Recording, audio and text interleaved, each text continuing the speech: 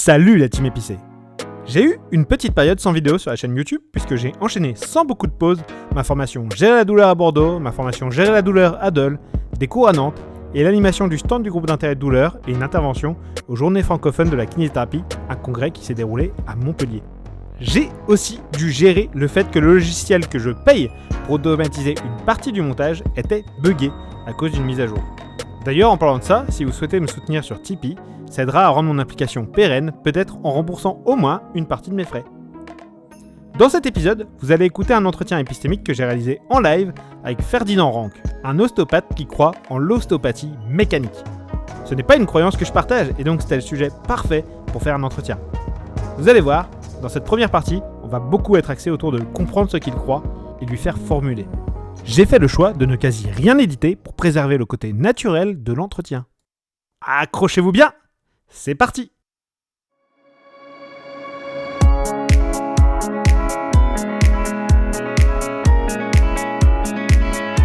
Tolkien, moutarde, la kiné épicée.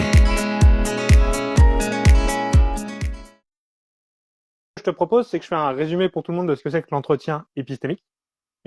Même pour moi, vas-y. L'entretien épistémique, du coup, pour tout vous avouer, ça a pris naissance dans la recherche qualitative. Donc, les gens ne savent peut-être pas ce que c'est que la recherche qualitative. La recherche qualitative, c'est un peu...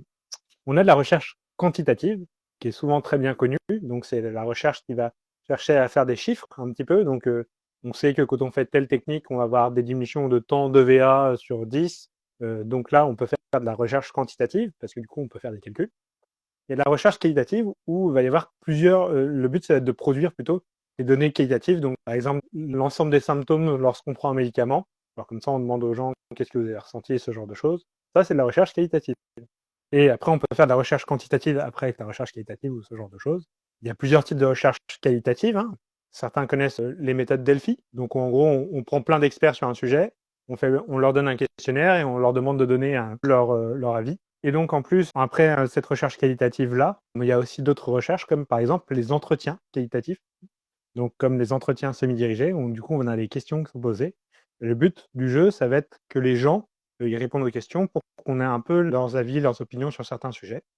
Et en 2007, il y a un chercheur qui s'appelle Brinkman qui a dit, en fait, la recherche qualitative, elle est un peu pourrie, parce que ça permet que d'évaluer les opinions, et pour ça, ça sert à rien de faire une discussion avec les gens pour évaluer les opinions des gens, vu que on peut faire ça avec un questionnaire. Genre, on fait un questionnaire, les gens ils nous donnent leurs opinions.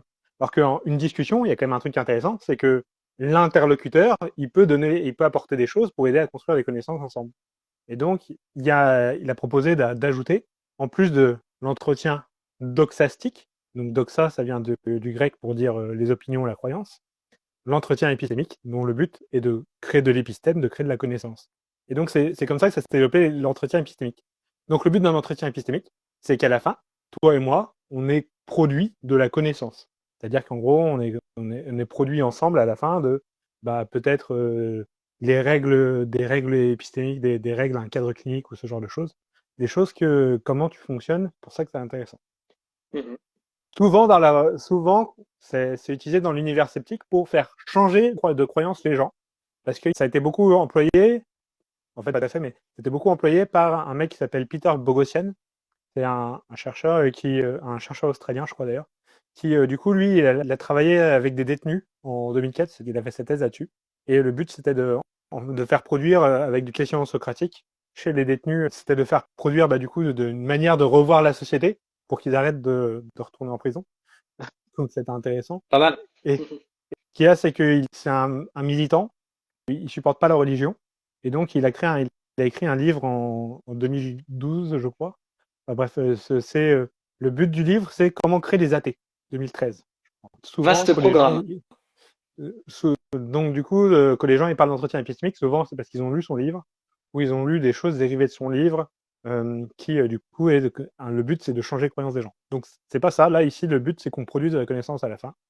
Et donc je dis ça pour les gens qui nous écoutent. Si un jour vous utilisez un entretien épistémique avec vos patients, essayez pas de le faire juste pour qu'ils changent leur manière de croire les choses.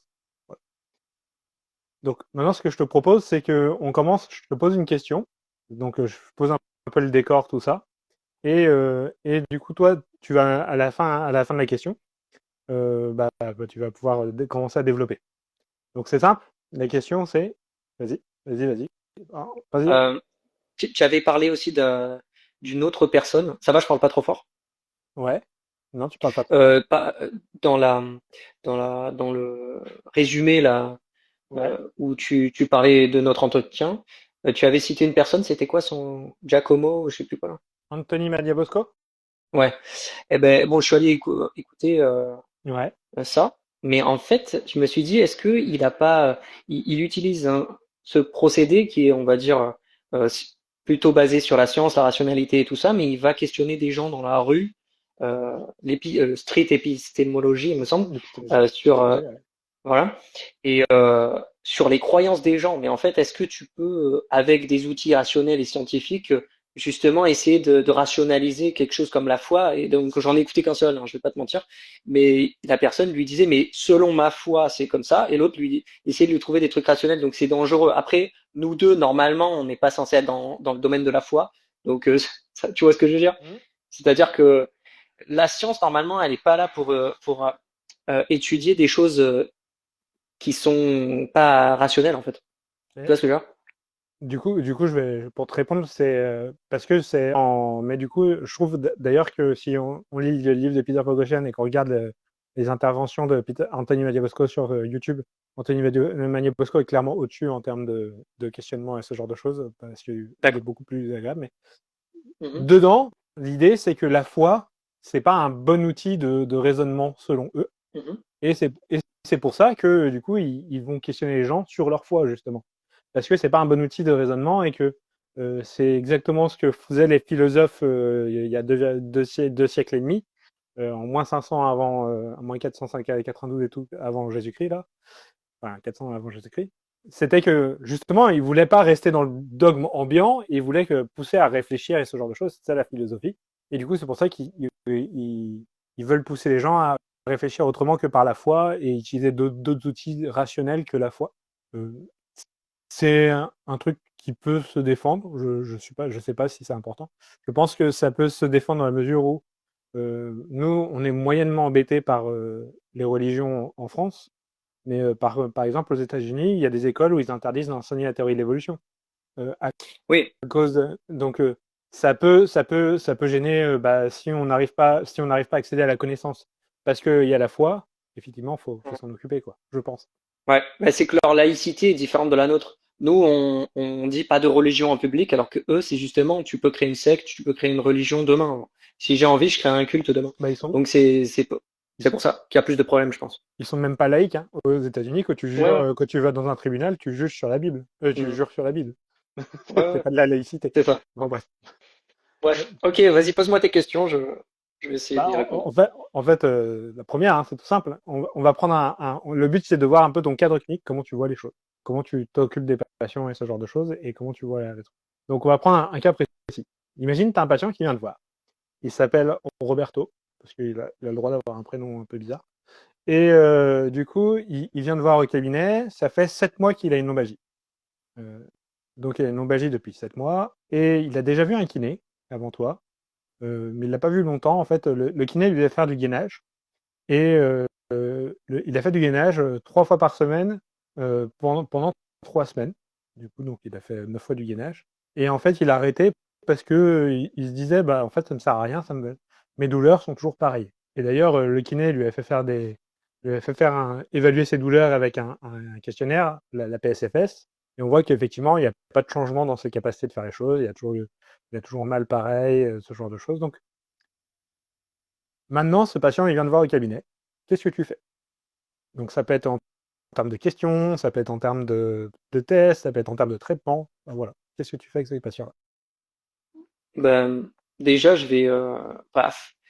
Je suis ostéopathe, donc c'est sûr que je vais proposer un traitement d'ostéopathie, ça, c'est sûr. Mais donc après l'anamnèse, je pense que on aura à peu près la même entre kiné et ostéo, c'est-à-dire que je vais essayer de comprendre depuis quand il a mal, est-ce qu'il y a eu des choses précédant l'arrivée de sa douleur. Euh, Surtout ça, moi je m'intéresse un petit peu moins à vraiment la nature du symptôme. Je préfère chercher dans quel contexte est arrivée cette douleur, plutôt que de savoir le facteur aggravant, etc.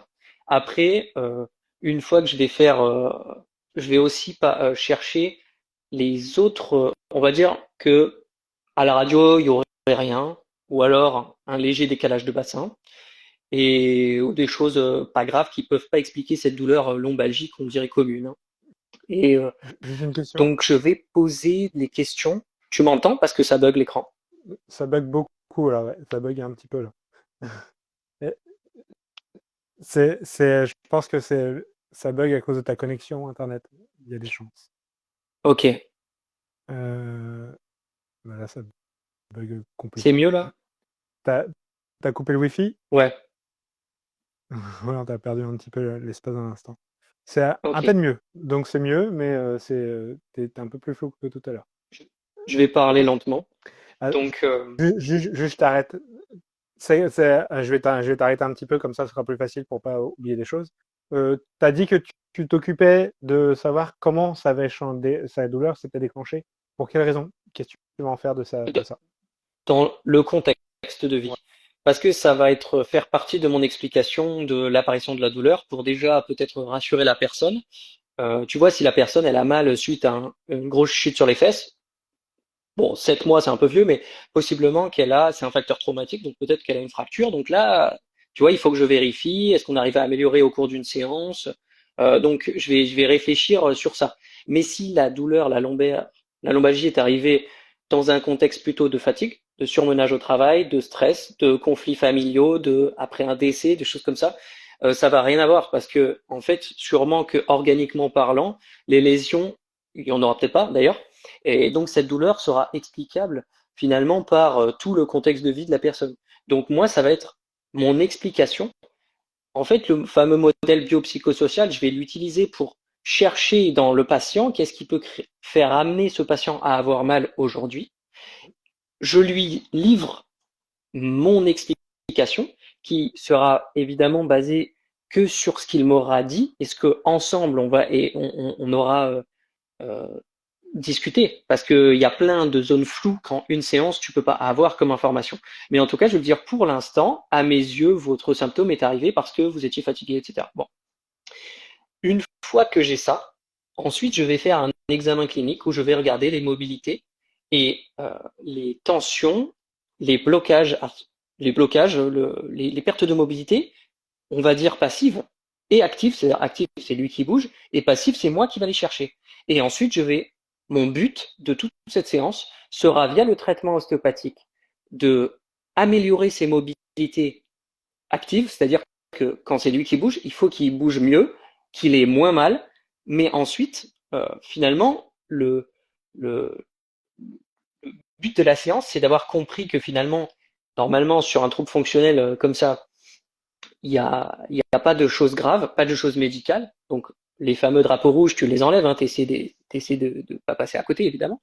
Et en fait, le but, c'est de lui faire comprendre que ce blocage, c'est pas très grave, et il va passer. Et surtout, mais après, moi, j'utilise l'ostéopathie pour aller plus loin, pour le traiter, déjà, parce que c'est mon seul outil, c'est les mains, la thérapie manuelle. Hein, je ne suis pas formé à faire des exercices à quelqu'un pour qu'il ait moins mal, même si en réalité, je sais que c'est pas si compliqué que ça pour des douleurs, bon, pas, peut-être pas pour lui, mais j'ai déjà expérimenté d'avoir donné des exercices à des gens et que ça fonctionne, mais je suis quand même pas formé de base, donc peut-être si quelqu'un qui est déjà passé chez un kiné, je vais pas, moi, essayer d'utiliser les mouvements pour le soigner. Je vais utiliser mes mains que ce que potentiellement le kiné n'a pas utilisé ou le médecin généraliste n'a pas utilisé avant.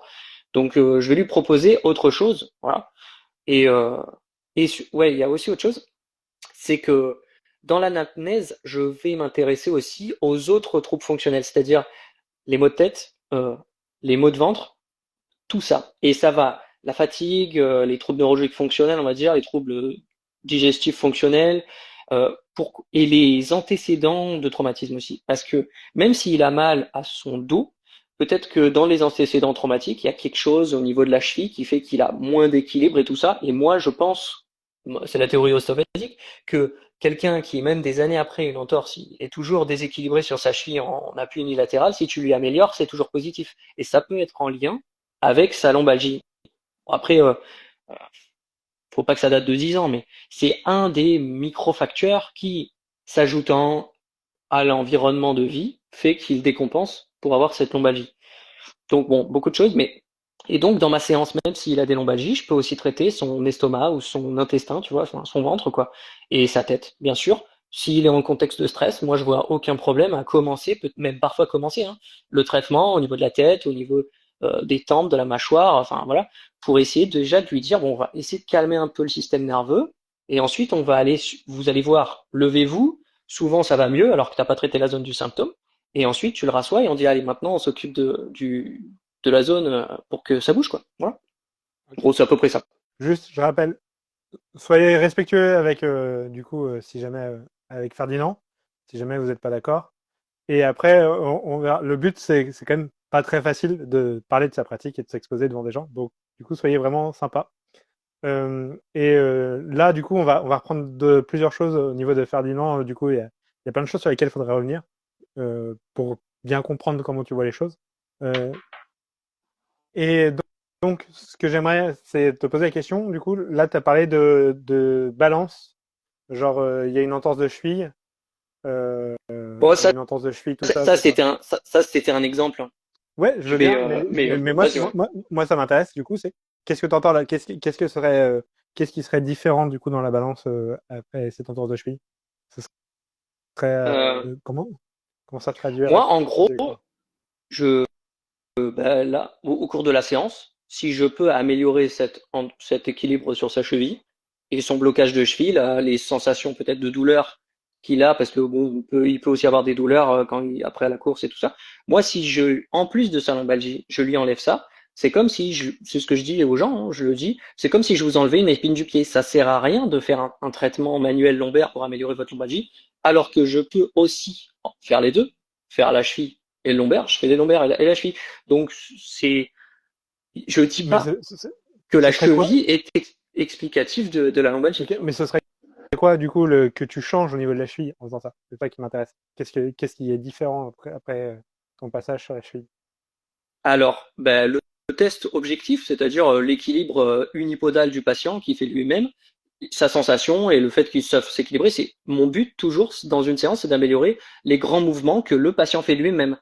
Même si je reteste moi ce que, tu vois, ce que lui, il va, les dysfonctions ostéopathiques, on va dire. Bon, j'essaie moi d'améliorer la dysfonction ostéopathique, c'est-à-dire le blocage, et ensuite je lui dis, mais je sais pas s'il bouge bien en fait. Et après c'est levez-vous et on teste ensemble, tu vois. Donc en soi, moi je ne peux pas agir sur le grand mouvement, j'agis sur des petits mouvements que je peux tester, à part les cervicales où c'est facile de tester droite-gauche, tu vois. Et ensuite l'actif finalement, je le lâche et c'est lui qui gère. Et c'est lui qui me dit comment il est, tu vois. Donc en Ouais, soi, moi je je peux vois. pas, tu vois. Donc en fait, si j'ai bien compris, ce que tu penses avoir changé au niveau de la cheville, c'est la dysfonction ostéopathique. Alors, la dysfonction ostéopathique, ouais, ouais, le blocage, si tu veux. Le blocage, mais en soi, ce blocage, en fait, il peut être en lien avec une, un nerf, une discussion, on va dire, entre le système nerveux central et le système nerveux périphérique qui passe mal. Mais ça, je pourrais pas t'expliquer histologiquement ce qui se passe et tout ça. Mais c'est juste que, suite à un traumatisme, il est pas comme avant, le gars. Donc moi, je vais aller chercher sur la zone du traumatisme. Je vais faire en sorte d'améliorer des choses. Ça, si tu veux, j'ai fait un mémoire d'histoire de la médecine là, récemment. Donc j'ai fait un peu une revue de littérature sur sur la manualité aussi de l'ostéopathie. Et donc il y a des choses qui se passent après un toucher, tu vois. Mais après, sur cet exemple précis d'entorse, est-ce que c'est une amélioration de la vascularisation, une amélioration de l'hydratation des tissus qui étaient peut-être fibrosés, j'en sais rien, tu vois.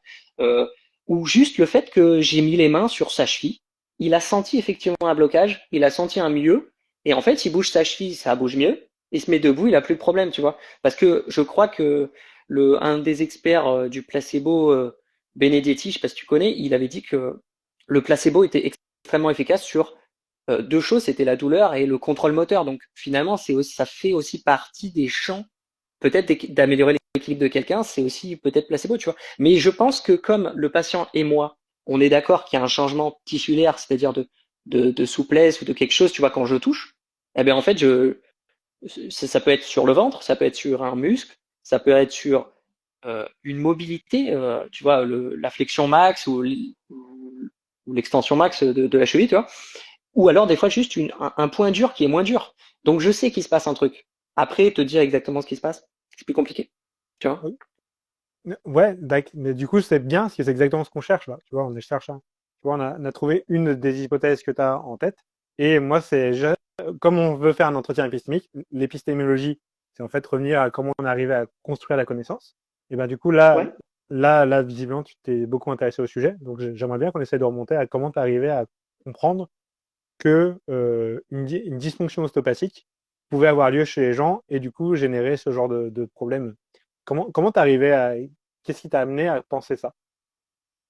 Euh, une perte d'équilibre de la cheville? Bah, c'est un exemple, oui, la dysfonction ostéopathique de la cheville à ce niveau-là, ou de... j'en sais rien. Ben, en fait, c'est simple, hein, c'est un blocage en fait. La dysfonction ostéopathique, c'est un mot un peu compliqué pour dire perte de mobilité Mhm. qu'on peut ressentir, qu'une personne extérieure peut ressentir, tu vois. Donc là, bien sûr, on me dira que que c'est pas fiable en interpraticien, observateur ou juge, mais en réalité, quand tu testes le genou droit et le genou gauche d'un patient, le patient il est d'accord avec toi sur le blocage. Donc le blocage existe. En fait, on dit que la lésion ostéopathique est un mythe, mais basé sur le fait que deux mecs ont du mal à en trouver la même sur le rachis. Mais je suis certain que là, il y a quelqu'un qui a fait tu vois, sur C1, droite-gauche, Mhm. 94% de fiabilité de kappa. Et je suis sûr que si tu fais l'épaule la plus bloquée, droite-gauche, ou le genou le plus bloqué, je suis certain que tu montes à 80-75%. J'en suis certain. Tu vois, tu fais juste l'extension de genou. Tu vois, jambes allongées, je suis sûr que tu as beaucoup plus. C'est-à-dire que c'est un truc réel. Les Japonais, les Roumains, les Anglais, les Américains, les Brésiliens, tout le monde sent la dysfonction ostéopathique. Par contre, on ne s'accorde pas sur le fait qu'elle est on ne sait pas, chacun a sa palpation, tu vois. Mais tu peux pas dire, c'est un phénomène qui existe. C'est-à-dire, c'est ce blocage. Moi, alors, désolé, dernier truc, je te dirais qu'en fait, il faudrait, là, on a fait des analyses quantitatives via le kappa, etc., de cette dysfonction. On n'est pas d'accord. Donc, enfin, on n'est pas d'accord. On pense que ça n'existe pas à cause de cette analyse quantitative. Mais en réalité, je suis certain que si on faisait des questionnaires aux gens, aux patients, est-ce que vous êtes d'accord sur la zone du blocage avec le praticien? Même sans, faudrait pas trop parler, mais dire c'est plutôt à la droite ou à la gauche. Tu vois, enfin, je sais pas comment faudrait faire l'étude, mais je suis sûr que là, en fait, le blocage, il est réel pour le patient, autant que pour le praticien. Et c'est pour ça qu'on arrive à trouver souvent, pas toujours, hein, mais le côté des entorses, le côté des traumatismes, parce que il reste quelque chose après un traumatisme. L'autre, je sais pas qui, là, il disait que la fibrose c'est trop pour lui, ben, c'est pas grave, mais la fibrose existe, c'est quelque chose qui existe réellement, tu vois. Et tu le sais, je pense. Je t'encourage à ne pas lire les commentaires, ça risque de Ouais, polluer ouais. un petit peu notre discussion. Non, t'inquiète. Euh, T'inquiète pas. du coup, moi, je te propose, c'est bien, tu as dit plein de fois, je suis sûr, je suis certain. C'est-à-dire que tu as quand même un certain niveau de certitude. De 0 à 100%, Ouais. à combien on va reprendre le truc du fait de dire que on trouverait pareil, on aurait une bonne fiabilité de la palpation sur le genou. À combien de pourcents tu es sûr qu'on aurait une bonne fiabilité de la palpation sur le genou? De 0 à Euh, 100%. alors, je dirais jamais 100%, Ok. parce que en réalité, je l'ai expérimenté moi-même. On peut ne pas tomber d'accord. Parce que déjà, dans le groupe que tu as, c'est des gens qui ont pas forcément quelque chose au genou. C'est-à-dire que ça va être dans le détail, tu vois, ça va être dans l'aspérité osseuse, tu vois, la forme, la rotation, etc. Et donc, tu vas tester peut-être le genou. Donc, en fait, c'est de la qualité, en fait. C'est-à-dire que vraiment, tu prends 100 personnes dans la rue. Moi-même, je suis pas sûr de pouvoir t'affirmer de choisir droite-gauche. Tu vois? Et en fait, c'est le jour où j'arriverai sur un genou bloqué, là, je te fais, viens, test.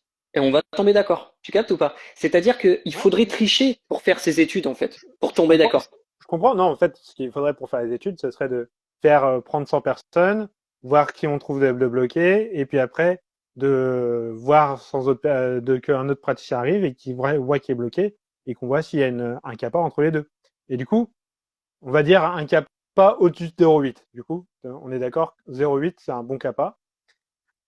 De 0 à 100%, à combien tu penses qu'on aura un bon kappa? C'est ta croyance, c'est pas, je te parle pas du kappa, je te parle pas de la valeur du kappa, c'est à combien de pourcents tu crois qu'on aurait un bon kappa? Est-ce que c'est là, tu es à 100% ou est-ce que tu as un autre pourcentage? Bon, on peut toujours être surpris, hein. Ouais, Mais ok, tu sais, je pense, je vais pas dire 100%, ok, je serais fou si je dis ça. ça te Mais va. pas, bon, c'est normal. Mais on a fait médecine tous les deux, uniquement et jamais, faut éviter quand même, hein, tu le sais. Et Ouais. donc, non, mais par contre, bah, tu le sais, mais il y a des équipes américaines qui avaient fait un entraînement de palpation et ils avaient des meilleurs résultats après l'entraînement quand même, au niveau de la colonne, tu vois. Donc, Ouais. en vrai, je pense qu'avec un entraînement, je pense que le genou, ouais, tu peux monter pas mal. Ouais. Si tu veux, je te dis 80%, allez. Si 20%. un ostéo a déjà trouvé, si un ostéo sélectionne des patients où il y a un genou bloqué, je pense que ouais, t'as 80% de chance que avec un entraînement, avec le deuxième ostéo, ouais, je pense. Tu vois, tu prends ton genou allongé, tu fais juste l'extension, elle est bloquée. Ça me paraît compliqué. D'ailleurs, ça a été fait sur les rotations cervicales par les kinés. Je crois que la rotation pour C1, C2, je sais plus quoi là, 94% de kappa entre le mec qui trouve la rotation de droite bloquée. Tu vois, si t'as un mec vraiment bloqué, tu tombes d'accord, faut arrêter. Tu vois, t'as un torticolis, le mec il est comme ça et puis comme ça. Personne va se tromper, t'as 100%, tu vois. Donc, dans certains cas, c'est fiable en fait, Ok, mais peut-être pas dans population générale, tu vois. C'est du ok. qualitatif. En fait, l'ostéo, ça a toujours été du qualitatif. On parle de quantité de mouvement et qualité de mouvement, donc c'est beaucoup plus compliqué. Donc, il reste 20% de choses d'incertitude, on va dire, dans tout ça. C'est quoi Ouais, qui te rend incertain à bien sûr. 20%? C'est quoi les 20% qui dit, tiens, quand même, je prends un peu de distance pour me dire, c'est possible que je me trompe. Bah, comme ça, c'est l'humain, hein. C'est le facteur humain, hein. C'est-à-dire que moi, je sais pas, je vais toucher un genou et je vais d'un coup, bah, bon. Après, c'est dangereux parce que dans le genou, en fait, il y a la patella, il y a la fibula. Bon, tu vois, si tu trouves un blocage des deux, t'es attiré par un truc bizarre et que l'autre il a pas vu, ça peut arriver, une cicatrice et tout ça. Mais bon, après, sur un grand mouvement, je crois pas. Je sais pas, je t'ai dit 20% comme ça. Imagine, demain, on fait l'étude, où elle a déjà été faite, je t'envoie les résultats. Est-ce que ça change totalement et qu'il n'y a pas un bon kappa? Le kappa est nul à chier. Est-ce que ça changerait totalement ta manière de comprendre les choses? C'est-à-dire que tu Pas dirais, bah, en forcément. fait, il n'y a pas. Alors, qu'est-ce qui ferait que tu changerais de manière de comprendre les choses? Ce serait quoi pour toi? Elle existe cette étude, c'est intéressant. Elle existe cette étude? Je sais- En toute sincérité, je ne sais pas. D'accord, bon. Je pense que j'ai des études qui pourraient correspondre, mais je vérifierai. Ouais, bien sûr. Après, faudrait s'entendre sur le test du genou, mais euh, alors pourquoi ça changerait pas tout? Ben parce que euh, je pense que si tu peux offrir à un patient qui a mal au dos de repartir avec une meilleure mobilité de son genou, je pense que c'est la balance bénéfice-risque est au bénéfice. Donc dans tous les cas, je ne changerai pas forcément ma pratique, tu vois. Et puis, si en tant qu'ostéo, tu traites, tu fais de la thérapie manuelle sur la zone de la douleur, et tu peux faire autre chose, tu vois. En fait, je sais pas pourquoi je resterai que sur la zone de la douleur. Tu vois ce que je veux dire? Donc, si je trouve quelque chose bloqué et que je peux le libérer, que le patient va le sentir, je vois pas pourquoi j'arrêterai. Mais après, peut-être que si moi je fais ça et toi tu fais que les lombaires et moi je fais le genou en plus, c'est très probable que dans une étude scientifique sur l'EVA lombaire, il n'y aura pas de différence. Mais peut-être qu'en qualitatif, le patient dira ouais, quand même, il y en a un, il m'a fait le genou. Putain, c'est vrai qu'il était bloqué depuis mon entorse de genou. Là, je sens un peu mieux, tu vois. Et donc, en qualitatif, on verra ce truc qui sera peut-être cool pour le patient et peut-être pas. Peut-être qu'il va l'oublier que tu l'as fait. Mais je pense que ça peut être que positif, tu vois. Donc, je pense pas que tu me sortes cette étude, que ça m'arrête de tester les genoux et que ça m'arrête de traiter les genoux. Ok. Tu vois ce que je veux dire? Mais c'est Donc, pas, voilà, et donc, qu'est-ce qui t'amène? C'est ça qui est du coup, c'est intéressant. Parce que là, on vient de voir que finalement, tu viens de dire que les éléments qui t'amèneraient à penser que ça pourrait être positif, ne seraient pas les mêmes pour t'amener à penser que ça n'existe pas. Et donc, du coup, ça veut dire qu'il y a une certaine infaciabilité de ta manière de voir les choses. Est-ce qu'il y a un truc qui ferait vraiment te dire, non, mais là, en fait, il faut vraiment que je change de manière de pratiquer et tout ça. Et si c'est ça, qu'est-ce que ce serait? Faudrait m'en présenter, mais je sais pas. Parce que le problème, c'est qu'après, j'ai mon expérience personnelle, même si elle est biaisée. Mais en soi, je sais que des fois, tu fais une chose. En fait, parce que tu es face à une lombalgie et tu vas traiter la zone. Ça va aller mieux, mais tu vois, il reste un truc. Il sent encore de la gêne et tout ça. Et là, en fait, tous les ostéos pourront te le dire. Tu rajoutes une technique sur le ventre ou une technique sur la cheville, et d'un coup, le dit, c'est bon. Et ça, je l'ai vécu. Donc, c'est impossible de me l'enlever. Et je sais que je vais le revivre. Donc, tu vois ce que je veux dire? Et je pense que c'est potentiellement inexplicable, mécaniquement, peut-être pas neurophysiologiquement, ça c'est explicable par peut-être un mécanisme placebo ou un truc où, ah, le patient, il s'illumine, il m'a pris dans ma globalité, ça me fait plaisir, tu vois, peut-être, hein, c'est peut-être du placebo. Hein. Mais on l'a tous vécu en tant qu'ostéo. Tu vois, t'as un gars à torticolis. Euh, torticolis, ben, ça va, tu vois. Ben non, ça va pas parce qu'à la fin, la flexion, elle va pas. Tu lui fais un dog, c'est pas la zone, mais tu vois, ça va mieux. Parce que, ben, bon, après, mécaniquement, ça s'explique parce que c'est pas si loin, mais on l'a tous vécu, ça, de pas traiter la zone de la douleur et d'un coup, ah, ça va mieux, tu vois. Et après, donc voilà, tu vois, donc difficile de dire d'un coup, je vais faire que de la zone symptomatique. Alors, du coup, là, l'idée, c'est pas forcément ce que j'avais en tête. C'était, en gros, tu parlais pas tu parlais pas de faire que la zone symptomatique. Tu parlais du fait qu'en fait, il fallait chercher les blocages et essayer de les changer. Mais tu peux traiter ailleurs que dans le corps sans se chercher à débloquer. On est d'accord ou pas? Genre, par exemple, c'est pas Non. parce que je peux faire des... Non, d'accord, ok. Tu penses Ah que du non, coup, pardon, pour l'ostéopathie, pour pour l'ostéopathie. Tu l'ostéopathie... parlais de squat, pardon. Non, Finis ta phrase. j'aurais pu faire des squats, mais je vais te donne un exemple. Hein. Ça m'est arrivé Vas-y. d'avoir une personne qui a mal au genou, lui faire une manipulation spinale lombaire pour sa douleur de genou, parce que je sais que la manipulation spinale a des effets antalgiques généraux Mhm. et Bah ouais. pas forcément. Et du coup, dans quelle situation euh, Donc du coup, dans cette situation-là, moi, j'ai pas cherché à améliorer sa mobilité, mais ça m'a pas empêché de ne pas traiter la zone. Donc, t'as amélioré le genou par un effet indirect ou non spécifique de la manipulation spinale, c'est ça? Moi, j'ai pas cherché à trouver que c'était bloqué au niveau Ouais, j'ai compris, j'ai compris. des lombaires pour ça, tu vois. Ben, c'est important de le savoir. C'est des choses que la science nous a apportées.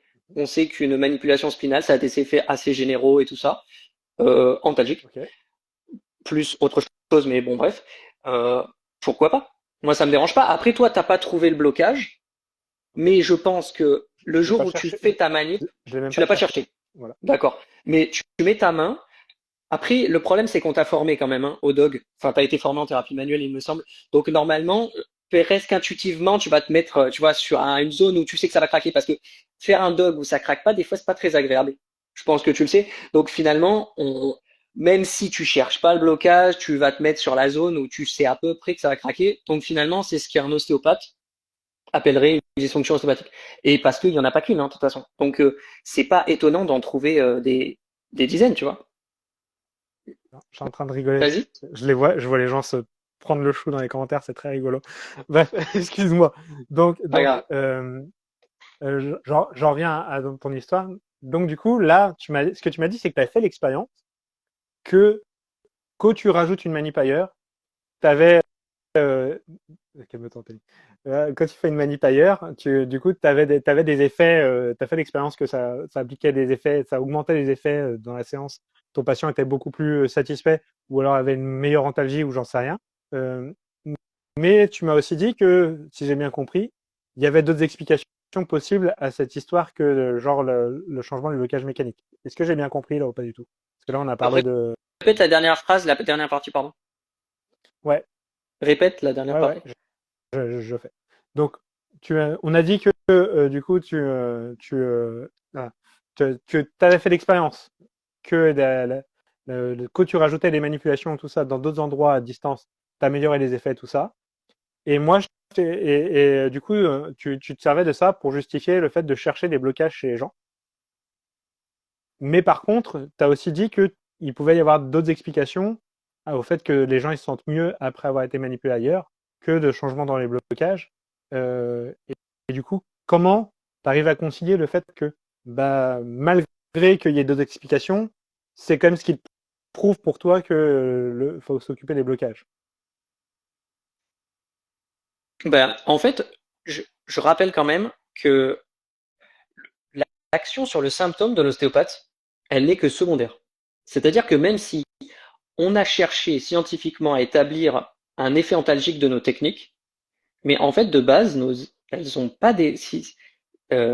C'est pas ce qu'on cherche en fait. Dans l'ostéopathie, on cherche la base de l'ostéopathie telle qu'elle est enseignée, peut-être qu'elle est mal enseignée, mais on cherche une zone bloquée, on améliore ce petit blocage, la micromobilité, qui fera que le patient améliorera sa grande mobilité active.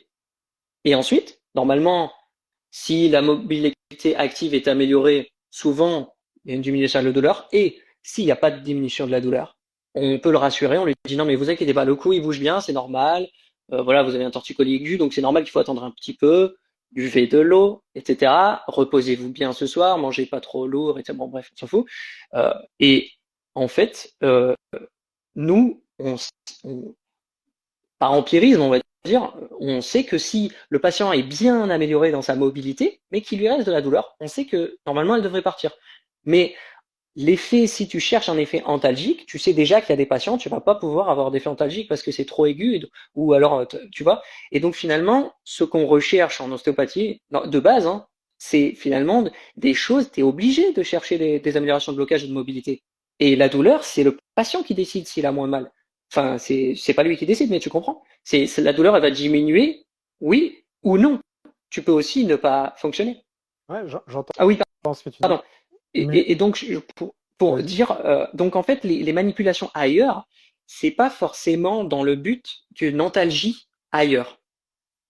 Donc, C'est plutôt parce que il y a un blocage lombaire et je trouve par mon diagnostic différentiel que le genou, il pourrait être en lien. Je traite le genou, je lui dis, levez-vous, marchez, on refait les lombaires, ça va mieux. C'est ça que je cherche. Et souvent, ça va mieux, ça va mieux la douleur aussi. Mais finalement, je cherche la mobilité, tu vois, c'est une autre manière d'approcher. C'est une autre approche. Ce n'est pas du tout l'approche des ostéopathes EBP, mais c'est une approche des ostéopathes, de tous les autres ostéopathes, c'est-à-dire, je pense, 90%. On cherche tous une amélioration de mobilité, hein. Je pense. J'entends. Et je te rappelle, du coup, le principe du truc, c'est qu'on arrive à comprendre comment tu arrives à comprendre ça, à croire ça. Et du coup, je pense qu'on a bien circonscrit ce que tu penses, c'est-à-dire qu'en fait, je pense qu'il faut chercher des hypomobilités dans le corps pour essayer d'améliorer les gens, d'accord? Pas forcément d'améliorer leur douleur, Ouais. mais d'améliorer leur hypomobilité, d'améliorer leur dysfonction ostéopathique ou lésion ostéopathique ou dysfonction somatique, bref, on s'en fiche. Ouais, c'est leur blocage. Comment t'arriver à penser qu'il fallait faire ça? Qu'est-ce qui t'a amené à penser ça? C'est parce qu'on te l'a enseigné, de ce que tu m'as dit déjà d'une part? Ouais. Bah quand même. Moi, il faut savoir que tout humain est un. Ça coupe un petit peu. Ouais. C'est quelque chose. C'est-à-dire que moi, j'arrive dans une profession qui existe déjà, qui a fait ses preuves auprès des patients depuis aujourd'hui, enfin depuis samedi, 150 ans, mais on va dire quand je suis arrivé, bon, on s'en fout. Mais donc, je ne vais pas arriver en première année en étant, en pensant que c'est faux. Ça serait con. Donc, on m'a appris des choses. Les gens avaient des discours différents. C'est ça qui était bien. Euh, Moi, j'étais l'école de Marseille-Aix, tu vois. Et vraiment, j'ai eu des profs vraiment qui parlaient de beaucoup de choses différentes, avec des points de vue différents. Tous étaient sur deux, évidemment. Mais il y avait quand même une philosophie commune de tous ces profs qui avaient des approches différentes. Ça peut aller du fascia au MRP, au structurel pur, au musculaire pur. Et les mecs, il y a des ostéos, j'avais une prof très très forte, hein, fait que du musculaire. Donc on pouvait se dire, ouais, tu vois. Donc chacun avait ses techniques, mais en fait tous ils avaient la même philosophie, c'était que le patient il vient avec un blocage d'une zone, cette zone est douloureuse, il repart sans ce blocage et la douleur est moindre et puis elle disparaît. C'est ça la philosophie ostéopathique de base en fait. Et on s'entend tous sur ça, peu importe le chemin, mais le but final c'est l'amélioration de la mobilité passive et active et que le patient aille mieux, évidemment, c'est ça le contrat. On le fait payer, donc on est obligé d'être quand même efficace. Ça, il faut pas oublier, c'est que on peut critiquer les ostéopathes, mais s'ils vivent de leur métier, c'est qu'il y a au moins un mec dans le monde qui a été aidé par lui. Sinon, ça serait compliqué. Ok. Donc, si j'ai bien compris, ce qui t'a amené à penser qu'il fallait chercher à diminuer le blocage, c'est que c'est le truc commun que tu as retrouvé chez tous les profs, c'est ça? Donc, À l'ostéopathie, ouais. à l'ostéopathie, genre par exemple, bon, j'imagine que tu n'as pas eu Laurent Fab comme prof qui, par exemple, lui a fait un chapitre sur, du coup, les mythes en ostéopathie, et du coup, dans les mythes, il a parlé de la dysfonction somatique. Et du coup, Ouais, bien sûr, j'ai lu le livre, hein, bien sûr, de Pierre-Luc Lermite, ouais. Ouais. Et tous les autres, hein, d'ailleurs. Dirigé par Pierre-Luc, ouais. Ouais, c'est ça. Et du coup, si le fait que lui soit discordant par rapport aux autres profs, ça change pas du tout ta manière de voir les choses. Vu que tu avais dit que c'était le truc commun de tous les profs, et finalement, il y en a au moins un qui a des trucs discordants, ça change pas ta manière de En fait, concevoir. déjà, faudrait aller chercher profondément dans ce qu'il fait, dans les actes plus que les paroles. Et je pense que lui, il a un effet effectivement, enfin comme un kiné en fait, avec le mouvement. Et pas de souci, je sais que le mouvement fonctionne. Je fais du sport moi et je sais, je vais pas voir forcément l'ostéopathie quand je me fais mal. Je sais que le sport soigne, c'est une certitude, tu vois. Mais c'est pas exactement pareil que l'ostéopathie. Mais donc moi voilà, il y a pas de problème. Sauf que on peut poser la question si tu donnes 5% de temps de thérapie manuelle dans une séance d'ostéopathie, est-ce que tu es ostéopathe? Mais ça, c'est du législatif, etc. Je pense que c'est pas le sujet du débat, tu vois. Mais voilà, mais que Laurent Fabre dise cela, il n'y a pas de problème. Mais il faut pas oublier qu'il a un bagage technique et anatomique et très fort en réalité. C'est-à-dire qu'il a oublié qu'il avait ce bagage, mais son savoir, son limbarol, son dog, il sait bien le faire, tu vois. Donc, il peut dire, quand tu es un monstre en structurel, tu peux dire, on s'en fout, comment on me manipule, c'est pas ça l'important. Oui, mais tu sais le faire. Et en fait, si tu as un mec qui pratique de manière thérapie manuelle, de manière dangereuse, qui va trop loin, qui respecte pas la douleur, qui rassure pas le patient, tu verras que finalement, c'est quand même cool de savoir manipuler. Et là, je parle du structurel, tu vois. Mais en fait, moi, je serais plus. Je sais que tu sais, enfin, Marco Gabuti, avec qui tu as discuté là, euh, lui, il disait quand même, les gars, c'est vrai que la thérapie manuelle, tu peux la faire à la fin de la séance et que ça a un rôle tout petit, etc. Mais quand même, on a aidé des gens qu'avec les mains, avant qu'on donne des squats aux gens et qu'on fasse faire du vélo pour chauffer le cardiovasculaire. On a aidé des gens avec les mains. On peut pas l'oublier, ça. Tu vois, ça veut dire que même si à l'heure actuelle, pardon, vas-y. Recadrer du coup, parce qu'en fait, l'idée, c'était que on cherchait comment t'es arrivé à penser que l'ostéopathie, c'était en lien avec les blocages mécaniques. Enfin, il fallait chercher les blocages mécaniques pour ça. Et du coup, tu m'avais parlé du fait qu'il y ait tous les profs et qui disaient qu'il y avait cette vision commune. Moi, je t'ai sorti un contre-exemple. C'était pas pour parler de Laurent plus que ça et de. Oui, non. C'est pas pour faire un pro. Moi, voilà, bref.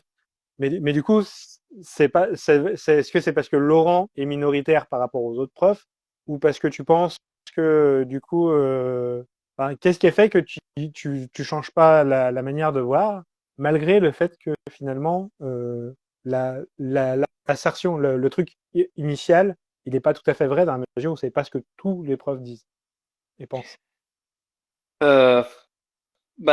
Oui, ils sont minoritaires, mais ils se rapprochent peut-être d'une pratique, parce qu'il y a Jerry aussi, je pense, qui travaille à peu près pareil, et puis bon, plein de mecs inconnus, hein, plein de gars qui font une pratique de type BP, ils font enfin voilà, ils pratiquent comme ça, c'est très bien, mais euh, en fait, tu vas peut-être proposer ce que proposeront les meilleurs des kinés, c'est-à-dire les kinés qui sont formés au biopsychosocial, à un peu de thérapie manuelle et à beaucoup d'exercices. Donc finalement, sur le spectre de tous les patients qui existent, tu vas aider les mêmes personnes. Et ça sera peut-être des mecs plus graves.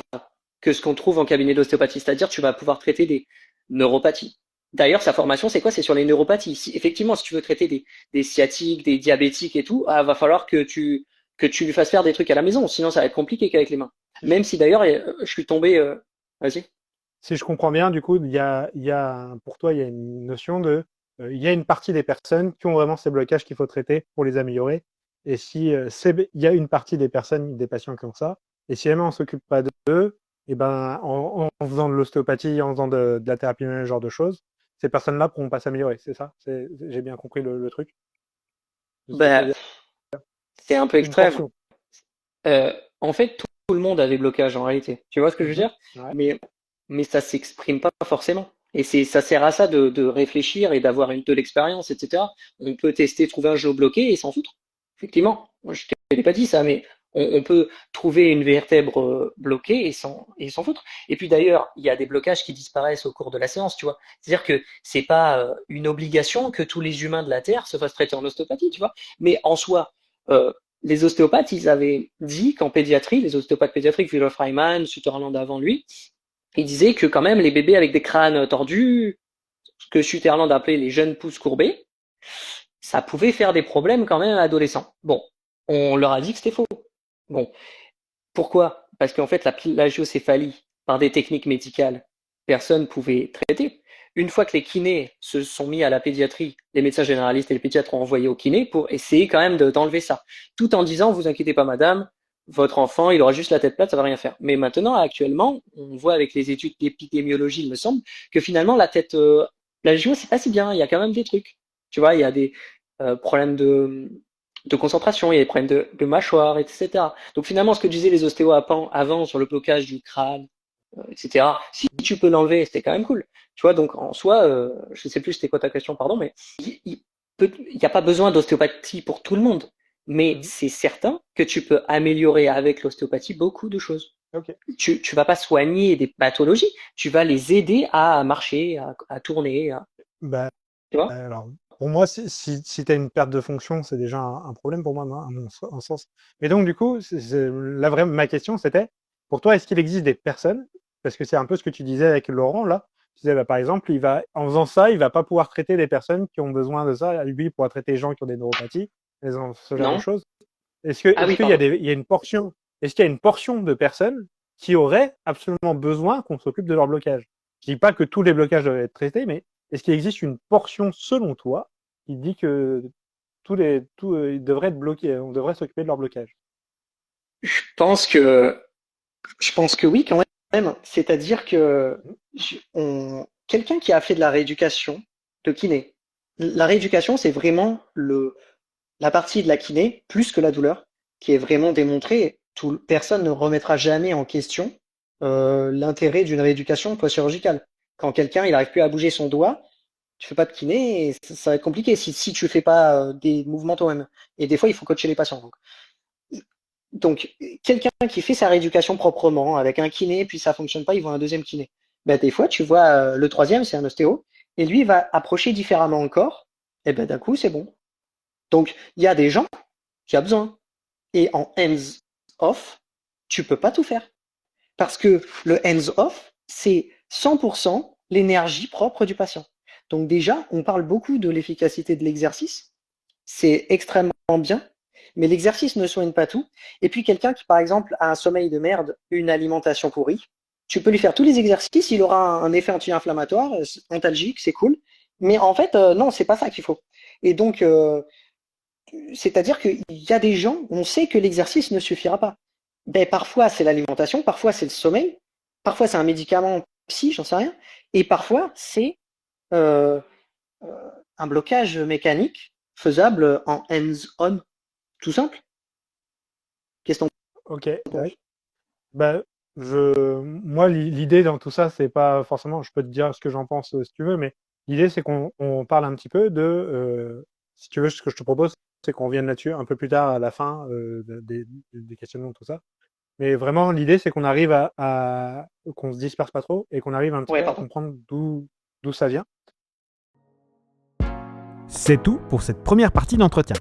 Est-ce que vous auriez posé d'autres questions? Faites-le moi savoir en commentaire. Dans la prochaine partie, on va s'atteler à découvrir comment il est arrivé à croire ce qu'il croit. Restez connectés, ça arrive très vite.